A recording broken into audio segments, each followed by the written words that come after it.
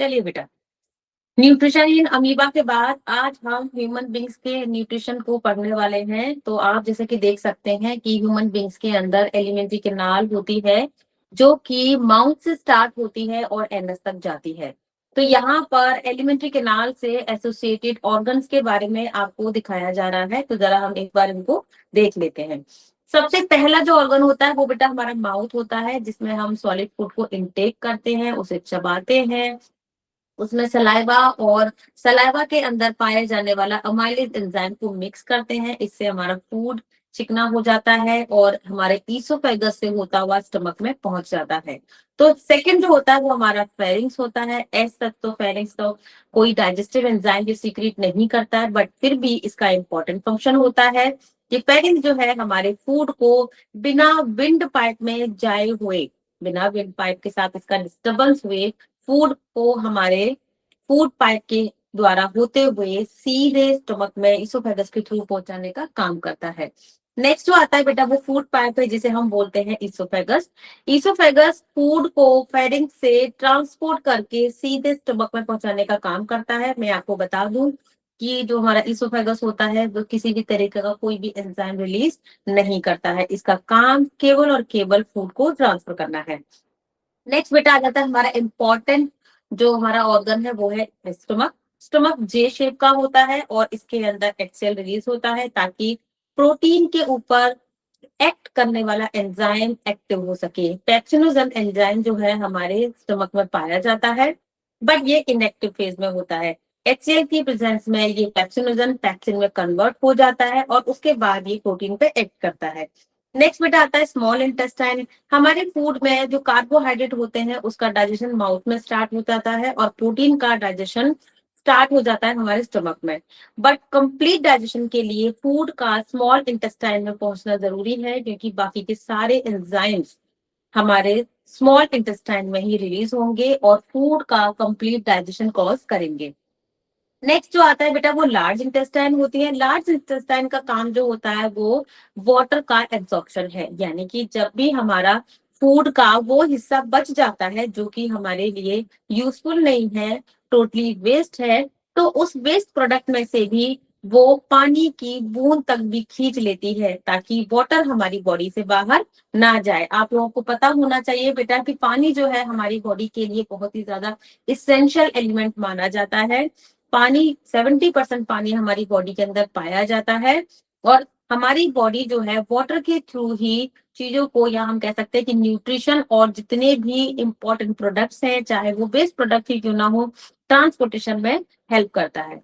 उसके बाद बेटा आ जाता है रेक्टम। रेक्टम लार्ज इंटेस्टाइन का सबसे लास्ट पार्ट होता है। हम इसमें और भी इसके पार्ट्स के बारे में पढ़ेंगे। यहाँ पर फूड जो अनडाइजेस्टेड फूड होता है, या हम कह सकते हैं जो हमारा वेस्ट पार्ट है फूड का, उसे टेम्परेरी बेस पर स्टोर किया जाता है और बाद में एनएस के थ्रू निकाल दिया जाता है। ठीक है बेटा, आगे आ जाते हैं जरा इसमें। बेटा अगर आप ध्यान से इस डायग्राम को देखेंगे तो इस डायग्राम के अंदर आपको स्टमक के साथ साथ यहाँ पे एक पिंक कलर का ऑर्गन नजर आ रहा है जिसे हम लीवर बोलते हैं। ये जो लिवर होता है ये बेटा डाइजेस्टिव एंजाइम रिलीज करता है और इसके साथ साथ आपको एक और चीज यहाँ पे देखने को मिलेगी कि यहाँ पर ये छोटा सा पार्ट आपको नजर आ रहा है। ये बिल्कुल छोटा सा पार्ट है जो नजर आ रहा है, ये क्या है? ये हमारा गॉल ब्लैडर है। ठीक है, लिवर, पेंक्रियास और गॉल ब्लैडर ये तीनों ही एल्कलाइन मीडियम बनाते हैं ताकि स्टमक से निकलने वाला एसिडिक फूड एल्कलाइन मीडियम में ट्रांसफर हो सके, एल्कलाइन मीडियम में पहुंच सके। क्योंकि अगर एसिडिक फूड स्मॉल इंटेस्टाइन में जाएगा तो हमारी स्मॉल इंटेस्टाइन खराब हो जाएंगी। चलिए बेटा, ये वाला टॉपिक जो है हमारे nutrition in human beings, nutrition का लास्ट टॉपिक है। इसके खत्म हो जाने के बाद मैं आपको इंपॉर्टेंट क्वेश्चंस कराऊंगी और इंपॉर्टेंट क्वेश्चन जो हम करने वाले हैं वो देखिए, हम एनसीईआरटी एग्जाम्पल के तो करेंगे ही नो डाउट, बट हम जो कवर करेंगे उस बुक का नाम है लखमीर सिंह। मेरे पास बहुत सारे बच्चों की क्वेरीज आई हैं कि वो लखमीर सिंह से पढ़ते हैं और लखमीर सिंह के क्वेश्चंस के आंसर उन्हें नहीं मिलते। कई बार तो वो अटक जाते हैं, उन्हें समझ में नहीं आता इस क्वेश्चन का आंसर क्या होगा। बेटा देखिए, क्वेश्चंस के जो आंसर्स होते हैं वो आपकी थ्योरी में से ही होते हैं, बट फिर भी एग्जामिनर चाहते हैं या सीबीएसई बोर्ड चाहता है कि बच्चा अपना दिमाग लगाकर ही एग्जामिनेशन में क्वेश्चंस को सॉल्व करे, ना कि रट के। तो आपके लिए जरूरी है कि आप चैप्टर को बहुत ही अच्छे तरीके से समझें।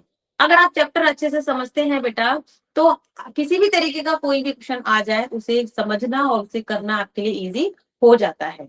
चलिए नेक्स्ट स्लाइड पे आ जाते हैं हम।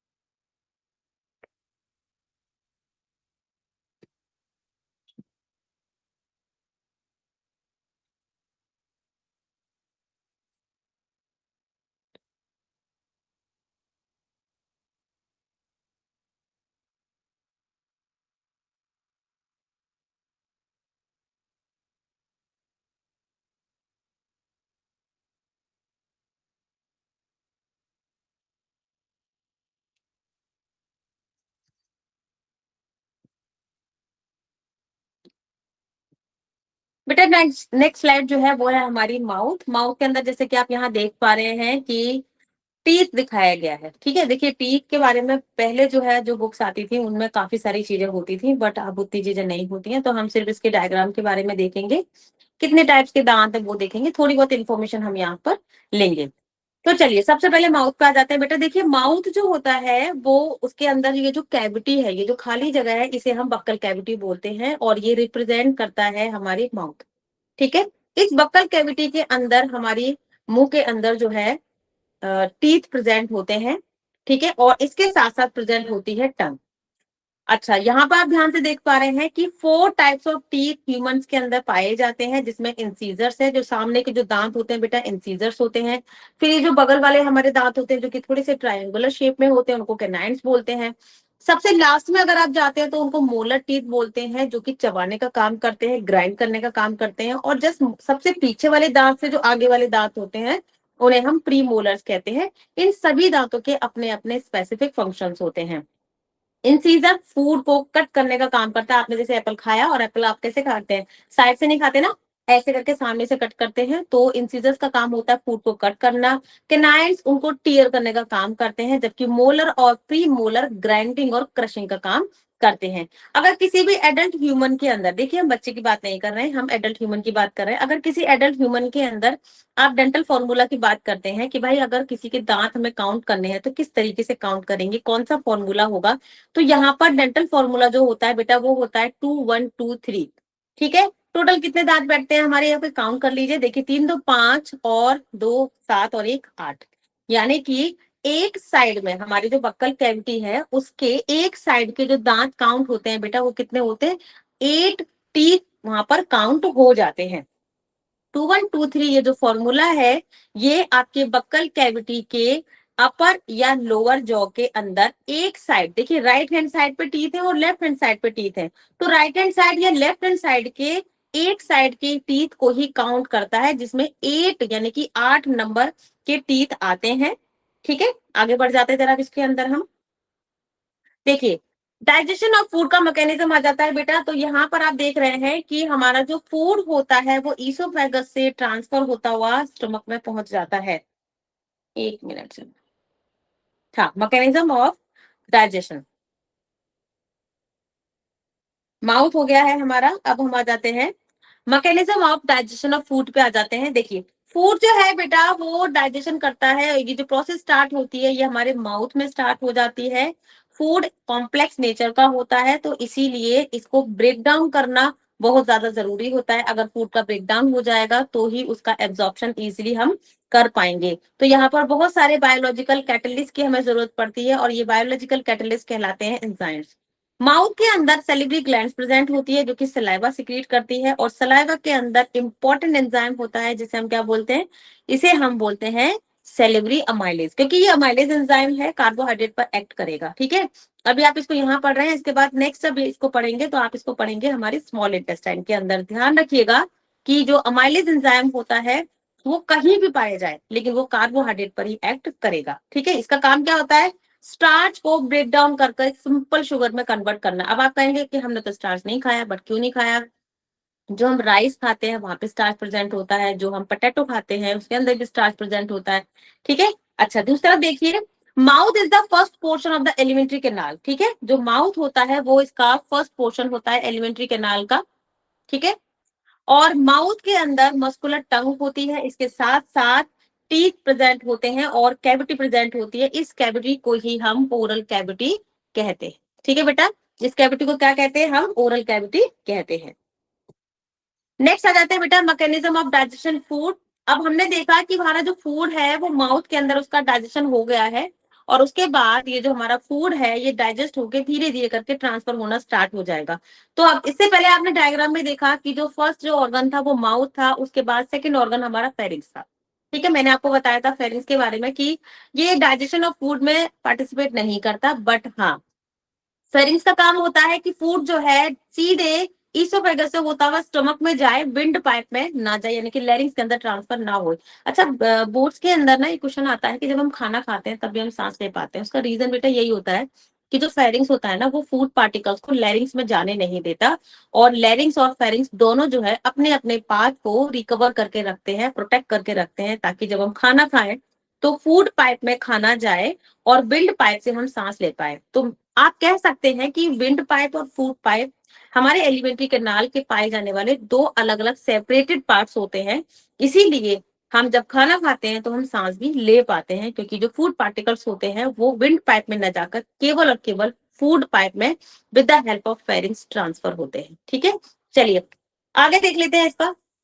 जो फूड जो है अब ईसोफेगस से होता हुआ बेटा स्टमक में जाएगा, यहाँ पर फूड का जो मूवमेंट है वो ईसोफेगस के अंदर होगा, और यहाँ पर जो वो मूवमेंट हो रहा है बेटा वो रिदमिक कॉन्ट्रैक्शन ऑफ मसल्स के थ्रू होगा, इसे हम पेरिस्टालसिस कहते हैं। बहुत इंपॉर्टेंट लाइन है, आप चाहें तो स्क्रीनशॉट इसका स्क्रीनशॉट ले लीजिएगा। अब देखिए यहाँ पे बता रखा है कि ये पेरिस्टाल्टिक मूवमेंट होते हैं, इसमें रिदमिक कॉन्ट्रैक्शन ऑफ मसल्स होती हैं। तो इसमें होता क्या है एक्चुअली, देखिए जब मसल्स में कॉन्ट्रैक्शन हो रहा है तो कॉन्ट्रैक्शन के थ्रू वो क्या करेंगे, अपने साइज को डिक्रीज करते हैं, अपने साइज को क्या करेंगे, ये डिक्रीज करेंगे और फूड पार्टिकल्स को नीचे ट्रांसफर करेंगे, और उसके बाद ये रिलैक्स हो जाएंगे और ऊपर से और फूड को कैरी कर लेंगे। इस तरीके से ये रिदमिक कॉन्ट्रैक्शन और रिलैक्सेशन करते हैं। दोनों प्रोसेसेस यहाँ पे होती हैं और इनसे ही हम पेरिस्टालसिस या पेरिस्टाल्टिक मूवमेंट कहते हैं। नेक्स्ट आ जाते हैं बेटा, स्टमक के अंदर गैस्ट्रिक ग्लैंड्स प्रेजेंट होती हैं और ये म्यूकस सीक्रेट करती हैं। ठीक है, इसके साथ साथ हाइड्रोक्लोरिक एसिड और पेप्सिन भी यहाँ पर रिलीज किया जाता है। पेप्सिन प्रोटीन डाइजेस्टिव एंजाइम होता है जो HCl की प्रेजेंट में पेप्सिनोजन से पेप्सिन में कन्वर्ट हो जाता है। अच्छा, ये म्यूकस क्यों बन रहा है बेटा, देखिए जो हमारे स्टमक के अंदर ये जो लेयर पाई जाती है, तीन इंपॉर्टेंट लेयर्स होती है। इनर मोस्ट लेयर को म्यूकोसा लेयर कहते हैं, फिर सब म्यूकोसा लेयर होती है। दोनों ही लेयर जो होती है ये म्यूकस सीक्रेट करती है। इनका काम होता है कि जब HCl स्टमक के अंदर रिलीज हो रहा है ना, तो HCl से ये प्रोटेक्शन प्रोवाइड करे हमारे स्टमक की, क्योंकि हाइड्रोक्लोरिक एसिड कॉन्सेंट्रेशन फॉर्म में यहाँ पर रिलीज किया जाता है, और अगर इस हाइड्रोक्लोरिक एसिड को कहीं और डाल दिया जाए तो वहां पे हमारी स्किन खराब हो सकती है, जल सकती है। अच्छा, एक चीज और आपने देखी होगी कि जब कभी हमें खट्टी डकार आती है या वॉमिटिंग हम कर देते हैं तो हमारे मुंह का जो टेस्ट होता है वो अजीब हो जाता है, यानी कि स्टमक से निकलने वाला जो फूड है वो एसिडिक फॉर्म का होता है, एसिडिक मीडियम का होता है, जिससे हमारे मुंह का टेस्ट खराब हो जाता है। उसका रीजन क्या होता है कि हमारे स्टमक के अंदर HCl रिलीज हो रहा है। अब देखिए, स्टमक के बाद जो फूड जो होता है बेटा वो स्मॉल इंटेस्टाइन में एंटर कर जाता है। स्मॉल इंटेस्टाइन लार्जर होते हैं बेटा, ये बहुत इंपॉर्टेंट लाइन है, आपको इसको अंडरलाइन करना चाहिए कि स्मॉल इंटेस्टाइन हर्बीवोर्स के अंदर मीटर के साइज में बड़ी पाई जाती है, अराउंड 10 मीटर की होती है। और अगर हम कार्निवोर्स की बात करते हैं तो ये वहां पर 7 to 8 मीटर्स की पाई जाती है। तो उसका रीजन क्या होता है, उसका रीजन बेटा ये होता है कि जो हर्बीवोर्स एनिमल्स होते हैं वो सेल्यूलोज लेते हैं, यानी कि अगर उन्होंने लीव्स खाई हैं तो लीव्स के अंदर क्या होता है, सेल्यूलोज प्रेजेंट होता है, तो वो उसमें सेल्यूलोज लेते हैं और सेल्यूलोज के डाइजेशन में लगता है अच्छा खासा टाइम। कॉम्प्लेक्स कार्बोहाइड्रेट है, उसको ब्रेक डाउन करने में हमारे डाइजेस्टिव सिस्टम को ज्यादा मेहनत करनी पड़ती है। इसीलिए हर्बीवोर्स एनिमल की जो स्मॉल इंटेस्टाइन होती है बेटा, वो 10 मीटर लॉन्ग होती है, 10 मीटर लॉन्ग होती है। जबकि अगर हम अपनी बात करते हैं या कार्निवोर्स की बात करते हैं, तो हम सेल्यूलोज नहीं खाते हैं, हम प्लांट्स के ऊपर इनडायरेक्टली डिपेंड है। इसलिए हमारी जो स्मॉल इंटेस्टाइन होती है वो एज कंपेयर टू हर्बीवोर्स छोटी होती है, यानी कि 7 to 8 मीटर्स की होती है। ठीक है। अच्छा, complete digestion of carbohydrate, proteins और फैट, इन सब का जो कंप्लीट डाइजेशन होगा बेटा, वो स्मॉल इंटेस्टाइन में होगा, जो हम आगे देखने वाले हैं। चलिए आगे बढ़ जाते हैं। Mechanism of digestion of food, इसके साथ साथ आपको यहाँ पर ये डायग्राम देखने को मिल रहा है, इस डायग्राम को भी मैं आपको अच्छे से एक्सप्लेन कराऊंगी। चलिए, स्मॉल इंटेस्टाइन जो है बेटा, वो रिसीव करती है secretion from pancreas and bile from the liver, यानी कि लिवर से वो बाइल जूस सीक्रेट करती हैं और पेनक्रियास से वो पेनक्रियाटिक जूस को रिसीव कर लेती हैं। स्मॉल इंटेस्टाइन में इनका सीक्रेशन आ जाता है। अब ये जो बाइल होता है बेटा, ये फैट के इमल्सिफिकेशन में हेल्प करता है, यानी कि फैट का जो ब्रेक डाउन होता है, जिसे हम इमल्सिफिकेशन बोलते हैं। तो हमारा जो बाइल जूस होता है वो फैट के डाइजेशन में हेल्प करता है। ठीक है। वेयर एज पेनक्रियास क्या करता है, वो एंजाइम सीक्रेट करता है, जैसे कि ट्रिप्सिन। कौन सा एंजाइम सीक्रेट करता है पेनक्रियास? ट्रिप्सिन एंजाइम सीक्रेट करता है, जो स्मॉल इंटेस्टाइन के अंदर प्रोटीन के डाइजेशन में हेल्प करेगा। उसके बाद देखो, इंटेस्टिनल वॉल जो होती है बेटा, उनके पास वो भी ग्लैंड्स की तरह फंक्शन करती हैं और इस इंटेस्टिनल जूस का सीक्रेशन करने लग जाती हैं। इसका मतलब ये है कि हमारी जो स्मॉल इंटेस्टाइन है, उसकी वॉल भी ग्लैंडुलर होती है, ग्लैंड्स की तरफ फंक्शन करती है और वो भी इंटेस्टिनल जूस निकालती हैं। एक बहुत इंपॉर्टेंट बात मैं आपको यहाँ पे बता दूं कि स्मॉल इंटेस्टाइन के अंदर जो भी मीडियम आएगा वो एल्कलाइन होगा, उसकी पीएच बेसिक होगी, एसिडिक नहीं होगी। ठीक है। अब चलिए देखिए, स्मॉल इंटेस्टाइन में बेटा यहाँ पे बता रखा था कि विलाई प्रेजेंट होती है। अब ये विलाई क्या होते हैं मैं आपको बता देती हूँ, एक मिनट।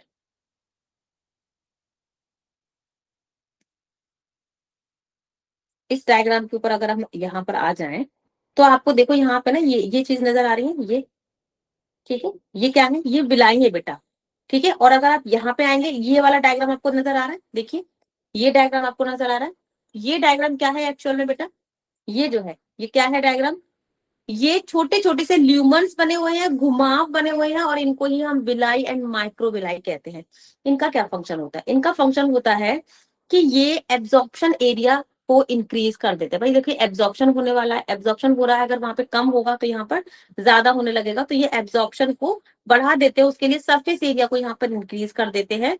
और क्योंकि जो कंप्लीट डाइजेशन होना है वो स्मॉल इंटेस्टाइन के अंदर ही होना है बेटा, तो उसके लिए ज्यादा से ज्यादा फूड का आना जरूरी है, और जब फूड डाइजेस्ट हो जाएगा तो ज्यादा से ज्यादा उसका एब्जॉर्प्शन होना बहुत ज्यादा जरूरी है। हमारी बॉडी के अंदर जो न्यूट्रिशन हमें मिल रहा है वो स्मॉल इंटेस्टाइन में फूड के कंप्लीट डाइजेशन के बाद ही मिलेगा।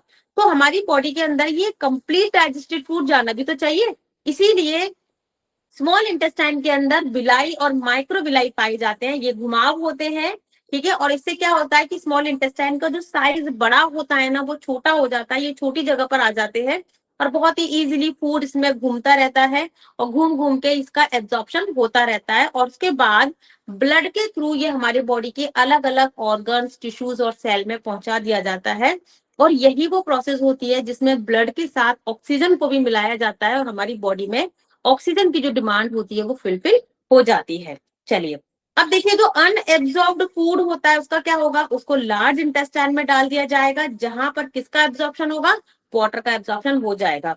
और उसके बाद ये जो अनडाइजेस्टेड फूड है बेटा, उसको एक्सपेल करके कहाँ पहुंचा दिया जाएगा? एनस में पहुंचा दिया जाएगा। ठीक है। चलिए, ये जो है ना बेटा बहुत इंपॉर्टेंट है, आप लोग इसका स्क्रीनशॉट ले लेना, बहुत इंपॉर्टेंट। ये वाला जो डायग्राम बना हुआ है बेटा, इसके अंदर आपको कई सारी चीजें देखने को मिलेंगी। तो सबसे पहले हम यहाँ पर ऊपर से इसको स्टार्ट कर लेते हैं, इसको पढ़ना। देखिए, माउथ है, माउथ के अंदर दिखा रखा है कि हम फूड को च्यूइंग कर रहे हैं, यानी कि हम उसको चबा रहे हैं। और नीचे यहाँ पर टंग के नीचे ना, यहाँ पर आपको सेलिब्री ग्लैंड्स नजर आ रही हैं, जिसमें सेलिब्री अमाइलेज है जो कि काम कर रहा है स्टार्च के ओलिगोसेक्राइड के ऊपर। हम कह सकते हैं ये थोड़ा सा कॉम्प्लेक्स से थोड़ा एक नंबर नीचे वाला सेक्राइड है, यानी कि ये भी थोड़ा सा कॉम्प्लेक्स टाइप का शुगर होता है, लेकिन बहुत ज्यादा ये टफ नहीं होता। ठीक है। अच्छा, यहाँ पर एक और चीज लिखी हुई है बेटा, सेलिब्री लाइपेज, जो कि केवल 1 साल या उससे छोटे बच्चों के अंदर ही पाया जाता है, जो कि लिपिड का डाइजेशन करता है। ठीक है। नेक्स्ट जो लाइन आती है बेटा, यहाँ पे दिखा रखा जो ऑर्गन है वो है हमारा ईसोफेगस। ईसोफेगस क्या कर रहा है कि फूड को ट्रांसफर करके स्टमक के अंदर ले जा रहा है। देखिए ये स्टमक के अंदर आ गया। जो हमारे मुंह के अंदर जो फूड होता है उसे हम बोलस बोलते हैं, बट जब ये फूड एसिडिक नेचर में आ जाता है, एसिडिक मीडियम में आ जाता है, तब हम इसे कायम बोलते हैं। अब आप देखें ये जो कायम है, यहाँ पे HCl है जो कि हाइड्रोक्लोरिक एसिड है, पेप्सिन है और लाइपेज है जो कि फैट के ऊपर काम करता है। तो हम ये कह सकते हैं कि digestion of protein and digestion of fat stomach के अंदर होता है, बट ये पार्शियल डाइजेशन है, कंप्लीट डाइजेशन नहीं है। अच्छा, इस डायग्राम के अंदर अब आपको एक बहुत ही इंपॉर्टेंट चीज यहाँ पे देखने को मिलेगी कि लिवर में यहाँ पर नीचे गॉल ब्लैडर दिया हुआ है और यहाँ पर एक लीफ जैसा स्ट्रक्चर है जो कि पेंक्रियाज है, और इन दोनों की ये जो डक्ट है ये स्मॉल इंटेस्टाइन से जुड़ी है। बेटा देखिए डायग्राम के अंदर आपको अलग अलग कलर्स के थ्रू दिखाया जा रहा है, और ये जो डायग्राम है ये आपको बता रहा है कि हमारा लिवर, गॉल ब्लैडर और पेंक्रियाज का जो सीक्रेशन है ये स्मॉल इंटेस्टाइन में पहुंचता है। और ये वाला जो शेप आपको यहाँ पे नजर आ रहा है क्योंकि हमारा स्मॉल इंटेस्टाइन और हमारे स्टमक के साथ जुड़ा हुआ है। ठीक है। ये पहला पार्ट होता है बेटा, और ये पार्ट होता है हमारा ड्यूडेनम। स्मॉल इंटेस्टाइन का फर्स्ट पार्ट है जिसे हम ड्यूडेनम कहते हैं, सेकंड पार्ट जेजुनम होता है और थर्ड पार्ट इलियम होता है। तो आपके बोर्ड में एक क्वेश्चन आता है कि सबसे ज्यादा एंजाइम्स या सबसे ज्यादा डाइजेशन स्मॉल इंटेस्टाइन के किस पार्ट में होता है, तो आप कहेंगे इस ड्यूडेनम में होता है। अच्छा, उसका रीजन क्या है, देखिए ध्यान से देखिए कि लिवर, गॉल ब्लैडर और पेंक्रियाज इन तीनों का कनेक्शन इस ड्यूडेनम से ही है, यानी कि इनके ही सॉल्ट्स और एल्कलाइन मीडियम है जो कि ड्यूडेनम वाले पार्ट में ट्रांसफर हो रहा है, और यहीं पर ही सबसे ज्यादा एब्जॉर्प्शन ये गॉल ब्लैडर, लिवर और पेंक्रियास का करते हैं। उनका सीक्रेशन यहाँ ड्यूडेनम में आ जाता है, और फूड का कंप्लीट डाइजेशन या हम कह सकते हैं मैक्सिमम डाइजेशन इस ड्यूडेनम वाले पार्ट में ही हो जाता है। अब देखिए स्मॉल इंटेस्टाइन में फूड धीरे धीरे करके नीचे आ रहा है, नीचे आने के बाद आप देख रहे हैं किस तरीके से इसका मूवमेंट हो रहा है। उसके बाद ये जो हमारा फूड है ये लार्ज इंटेस्टाइन में ट्रांसफर होता है, लेकिन केवल और केवल इसका वो पार्ट ही लार्ज इंटेस्टाइन में जाएगा जिसका एब्जॉर्प्शन विलाई और माइक्रोविलाई में नहीं हुआ है। अभी इससे पहले वाली स्लाइड में हमने देखा कि स्मॉल इंटेस्टाइन के अंदर बहुत सारे माइक्रोविलाई और विलाई पाए जाते हैं जो कि फूड के डाइजेशन की एफिशिएंसी को इंक्रीज कर देते हैं, उस मैक्सिमम एब्जॉर्प्शन करते हैं। तो यहाँ पर जो जितना भी फूड होगा वो एब्जॉर्प्शन का उसका हो जाएगा, और उसके बाद जो अनएब्सॉर्ब्ड फूड होगा, जो अनडाइजेस्टेड फूड होगा, वो लार्ज इंटेस्टाइन में ट्रांसफर कर दिया जाएगा। ठीक है। अब देखिए लार्ज इंटेस्टाइन के अंदर जब हम जाएंगे बेटा तो ये कोलोन वाला रीजन होता है। पहला रीजन कौन सा है, ये कोलोन है, और ये असेंडिंग कोलोन है क्योंकि यहाँ पर जो फूड है वो नीचे से ऊपर की तरफ ट्रांसफर हो रहा है। ठीक है। तो असेंडिंग कोलोन, या हम कह सकते हैं कि initial part of the colon में ही पाई जाती है वर्मी फॉर्म अपेंडिक्स। ठीक है। अपेंडिक्स का काम क्या होता है बेटा, ये हर्बीवोर्स में पाई जाती है, और ये सेल्यूलोज के डाइजेशन के लिए सेल्यूलेज नाम का एंजाइम सिक्रिएट करती है। बट क्योंकि हम हर्बीवोर्स नहीं हैं तो हमारी बॉडी के अंदर ये एज अ वेस्टिजियल ऑर्गन पड़ी हुई है। ठीक है। इसका प्रेजेंट होना हमें बताता है कि कभी हम हर्बीवोर्स रहे होंगे, कच्चे हरी पत्तियां और ये हरे साग वगैरह हम ऐसे ही कच्चे में खाते होंगे, पका के नहीं खाते होंगे। चलिए आगे बढ़ जाते हैं। तो हमारा ये जो लार्ज इंटेस्टाइन है यहाँ से फूड होता हुआ पहुंच जाता है हमारे कोलोन से होता हुआ रेक्टम में, और रेक्टम से फिर ये सिग्मोइड कोलोन से रेक्टम से होता हुआ फिर इसको एनस में ट्रांसफर कर दिया जाता है। ठीक है। अच्छा, एक और चीज मैं आपको यहाँ बताने वाली हूँ बेटा, ये वाला जो पोर्शन होता है ना, ये वाला पोर्शन जो कि हमारा स्टमक और स्मॉल इंटेस्टाइन के ड्यूडेनम वाला पार्ट है जहां पर ये दोनों पार्ट जुड़े होते हैं। तो यहाँ पर भी बेटा देखो फूड का क्या हो रहा है, ट्रांसफर हो रहा है। फूड जो है स्टमक से ट्रांसफर किया जा रहा है, कहाँ पर ट्रांसफर होकर ये आ रहा है हमारे स्मॉल इंटेस्टाइन में। ठीक है। तो यहाँ पर स्फिंक्टर प्रेजेंट होते हैं। मैंने आप लोगों को बताया था कि स्फिंक्टर का काम क्या होता है कि वो फूड के पेरिस्टाल्टिक मूवमेंट में हेल्प करते हैं तब जब कभी भी ट्रांसपोर्टेशन एक ऑर्गन से दूसरे ऑर्गन में हो रहा हो। तो यहाँ पर पाइलोरिक स्फिंक्टर पाया जाता है बेटा, डायग्राम के अंदर आपको बहुत अच्छे से नजर आ रहा है। ये पाइलोरिक स्फिंक्टर होता है जो कि फंक्शन करता है और फूड को स्टमक से निकाल के स्मॉल इंटेस्टाइन में डाल देता है। ठीक है, ये डायग्राम आपको आई होप के बहुत अच्छे से समझ में आ गया होगा। यहाँ पर इफेक्ट ऑफ डाइजेस्टिव एंजाइम दे रखा है बेटा कि एक्टिव साइड है, एंजाइम है और इफेक्ट ऑन फूड है, किस तरीके से ये काम करते हैं। तो सबसे पहले माउथ देख लेते हैं। सेलिवरी अमाइलेज एंजाइम प्रेजेंट होता है माउथ के अंदर और ये डाइसेकेराइड यानी कि जो हमारे जो कार्बोहाइड्रेट खा रहे हैं उसके ऊपर एक्ट करता है। फिर हम स्टमक पे आ जाते हैं। पेप्सिन एंजाइम होता है स्टमक के अंदर, ये प्रोटीन के ऊपर काम करता है और उसको ब्रेक डाउन करता है। फिर स्मॉल इंटेस्टाइन में आ जाते हैं जहाँ पे पेनक्रियास से सारा सीक्रेशन आएगा स्मॉल इंटेस्टाइन के अंदर। तो देखो ये जो एंजाइम है अमाइलेज एंड ट्रिप्सिन, कौन कौन से एंजाइम है? अमाइलेज, ट्रिप्सिन एंड लाइपेज, ये 3 एंजाइम होते हैं जो कि पेनक्रियास के थ्रू सीक्रेट किए जाते हैं हमारे स्मॉल इंटेस्टाइन के अंदर। और इनका काम क्या होता है? इनका काम होता है continue the breakdown of starch, continue the breakdown of protein and breakdown of fat. यानी कि पेप्सिन, अमाइलेज और सॉरी अमाइलेज, ट्रिप्सिन और लाइपेज, ये तीनों एंजाइम स्टार्च, प्रोटीन और फैट के ब्रेकडाउन में हेल्प करते हैं। उसके बाद स्मॉल इंटेस्टाइन पे आ जाते हैं बेटा। इसमें मतलब ये वाला तो वो पोर्शन था जहाँ पे पेनक्रियास से सीक्रेशन आ रहा है, हमारा ड्यूडेनम वाला पार्ट। अब हम इलियम और जेजुनम वाले पार्ट पे अगर आ जाते हैं तो वो दोनों रीजन्स में माल्टेज एंजाइम, ठीक है, सुक्रेज एंजाइम, लैक्टेज एंजाइम और पेप्टाइडेज, ये 4 एंजाइम रिलीज होते हैं। देखिए माल्टेज, सुक्रेज और लैक्टेज ये कार्बोहाइड्रेट पे एक्ट करता है और उसको ओलिगोसैकेराइड से मोनोसैकेराइड्स में कन्वर्ट करता है, यानी कि ग्लूकोज में कन्वर्ट कर देगा। उसके बाद जो पेप्टाइडेज एंजाइम है ये हमारे डाइपेप्टाइड्स को अमीनो एसिड में तोड़ेगा। मतलब इससे पहले हमने प्रोटीन खाया, प्रोटीन के ब्रेकडाउन के बाद उसको डाइपेप्टाइड में कन्वर्ट किया गया और उसके बाद उसको अमीनो एसिड्स में तोड़ दिया गया। चलिए ये हमारा हो जाता है यहाँ पे कंप्लीट। आई होप कि आपको यहाँ पे ये समझ में आ गया होगा। ये बेटा समरी ऑफ डाइजेशन है, अगर आप इसको स्क्रीनशॉट लेना चाहते हैं तो ले सकते हैं, मैं अभी आपको इसको समझा देती हूँ। नेक्स्ट टॉपिक हमारा रेस्पिरेशन स्टार्ट होने वाला है और क्योंकि हमारा न्यूट्रिशन कंप्लीट हो गया है तो अब हम लखमीर सिंह के इंपॉर्टेंट क्वेश्चंस करने वाले हैं। तो आप बिल्कुल भी मिस मत कीजिएगा इस वीडियो को, इसमें आगे हम इसको लखमीर सिंह के क्वेश्चंस को देखेंगे और समझेंगे कि उनमें इस तरीके की कौन कौन सी ट्रिक हो सकती है जो बोर्ड्स में हमें परेशानी हो तो उससे पहले ही हम उसे क्लास में ही डिस्कस कर लेंगे। ठीक है, चलिए तो ये वाली क्लास बेटा यहाँ पे खत्म हो रही है। नेक्स्ट जो क्लास आएगी हमारी, जो सेशन आएगा उसके अंदर हम लखमीर सिंह के न्यूट्रिशन से रिलेटेड क्वेश्चंस को सॉल्व करने वाले हैं। चलिए तो उसको हम कंटिन्यू करते हैं।